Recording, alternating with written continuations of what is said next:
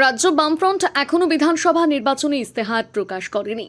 এর মধ্যে মালদহের মানিকচক বিধানসভা কেন্দ্রের বামফ্রন্ট মনোনীত সিপিএম প্রার্থী প্রকাশ করেন তার বিধানসভা এলাকার ইস্তেহার। বিধায়ক নির্বাচিত হলে এলাকার মানুষের জন্য কি কি কাজ করবেন তার দায়িত্ব কি সাংবাদিক বৈঠক করে তুলে ধরলেন সিপিআইএম প্রার্থী দেবজ্যোতি সিনহা। মঙ্গলবার দলীয় কার্যালয় থেকে এই ইস্তেহার প্রকাশ করল বামফ্রন্ট নেতৃত্ব। মানিকচক বিধানসভার প্রধান সমস্যা গঙ্গা ভাঙন। সিপিআইএম প্রার্থীর ইস্তেহার প্রকাশের প্রথম তালিকায় এই গঙ্গা ভাঙনকে রাখা হয়েছে।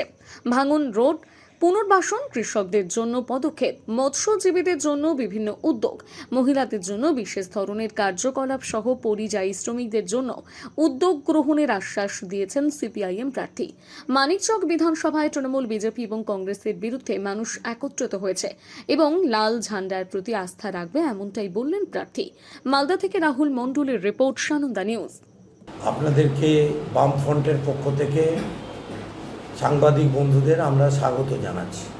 ৪৯ মানিকচক বিধানসভা কেন্দ্রে আমাকে মনোনীত করেছে প্রার্থী হিসেবে। আগামী ২ তারিখ আমি নমিনেশন পত্র দাখিল করব। রাজ্য বামফ্রন্ট তারা একটা ইস্তেহার প্রকাশ করবেন। এই প্রথম আমাদের বিধানসভা ভিত্তিক ইস্তেহার প্রকাশিত হচ্ছে এবং সেই ইস্তেহার আজকে মানিকচকের আমরা প্রকাশ করছি, যা আমরা সমস্ত মানুষের কাছে ইতিমধ্যে আমরা প্রায় ৫০০-র উপরে পাড়া বৈঠক, গ্রাম বৈঠক এই মানিকচক বিধানসভায় ১৪টা অঞ্চলে করেছি এবং যে দাবিগুলো উঠেছে সেই দাবিগুলো ১, ২, ৩, ৪ করে আমরা এখানে ইশতেহার আকারে প্রকাশ করছি। আগামী দিনে আমাদের এখানে বিধায়ক নির্বাচিত হলে কোন বিষয়গুলোতে নজর দিবেন, কোন বিষয়গুলো বিধানসভায় তুলবেন, সেই বিষয়গুলো এখানে উল্লেখিত আছে। সবচেয়ে বড় বিষয় জানেন, মালদা মুর্শিদাবাদের গঙ্গা ভাঙন। আজকে গঙ্গা ফুলহর যেভাবে 450 মিটারের দূরত্বে দাঁড়িয়েছে, তাতে মথুরাপুর, নূরপুর, নাজিরপুরে বিপদ দেখা দিয়েছে। গঙ্গা ফুলহর ভাঙনের স্থায়ী রোধ পুনর্বাসনে আমরা কথাগুলো বলেছি। আমরা মৎস্যজীবীর অধিকার ফেরাবো। আমরা মালদা মানিকচক চাঁচল স্টেট হাইওয়ে সম্প্রসারণ অবশ্যই পুনর্বাসনের ব্যবস্থা করে আমরা মানিকচকে ব্লাড ব্যাংক, বৈদ্যুতিক চুল্লি, রাজমহল, মানিকচক ঘাটে আমাদের যে ওখানে গঙ্গা নদীর উপরে ব্রিজ তৈরি করা, সমস্ত জায়গায় আর্সেনিক মুক্ত জল, পিএইচইর জল পৌঁছানো, মানিকচকে আইটিআই কলেজ, ভুতনিতে সায়েন্স দমকল তৈরি করা, এনায়েতপুর মথুরাপুরে আধুনিক বাসস্ট্যান্ড তৈরি করা। বিধায়কের বাড়ি যেমন মানুষ যাবেন, ঠিক তেমনি মাসে প্রতিটা এলাকাতে একদিন বিধায়ক টেবিল চেয়ার নিয়ে জনতার দরবার করবেন। সেখানে ফিক্সড টাইম থাকবে যেখানে মানুষ এসে অভাব অভিযোগ জানাতে পারবেন। আমাদের নাজিরপুর আহাজান ঘাটে ব্রিজ তৈরি করা, কিষাণ জাতির সংরক্ষণ।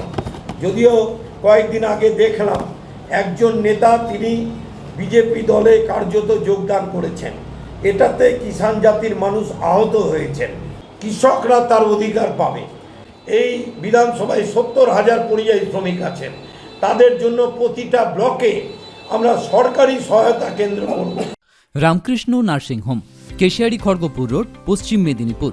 আপনাদের সেবায় উপস্থিত রয়েছেন ডাক্তার পি মন্ত্রী। আমাদের পরিষেবা সমূহ ২৪ ঘন্টা অ্যাম্বুলেন্স ও অক্সিজেন পরিষেবা, সর্বাধুনিক চিকিৎসা সরঞ্জাম, অভিজ্ঞ ও সুদক্ষ ডাক্তারদের দ্বারা সুচিকিৎসা। আমাদের এখানে চিকিৎসা করতে আসছেন বিশেষজ্ঞ ডাক্তারগণ। আসছেন স্ত্রীরোগ বিশেষজ্ঞ ডাক্তার সৌরভ সেনাপতি প্রতি বুধবার সকাল 11টা থেকে, ডাক্তার প্রসাদ মণ্ডল প্রতি বৃহস্পতিবার সকাল 11টা থেকে, ডাক্তার চন্দ্রশেখর মুর্মু প্রতি রবিবার সকাল 11টা থেকে, doctor DK. Agarwal on call, doctor S. Barman প্রতি শুক্রবার সকাল 11টা থেকে। আসছেন জেনারেল সার্জন ডাক্তার মনোজিৎ মণ্ডল প্রতি বুধবার সকাল 11টায়, অস্থিরোগ বিশেষজ্ঞ ডাক্তার ডি. পন্ডা প্রতি বুধবার সকাল 10টা থেকে, শিশুরোগ বিশেষজ্ঞ ডাক্তার প্রণব দে প্রতি রবিবার বিকেল 5টায়, ডাক্তার রবীন্দ্রনাথ রবীন্দ্রনাথ দাস প্রতি শুক্রবার সকাল 7:30 থেকে, ডাক্তার এস চৌধুরী প্রতি বুধবার সকাল 10টায়। এছাড়াও এখানে প্রত্যহ রক্ত, মল, মূত্র পরীক্ষা করা হয় ও প্রতি রবিবার আলট্রাসোনোগ্রাফি করা হয় সকাল 10টা থেকে বেলা 1টা পর্যন্ত।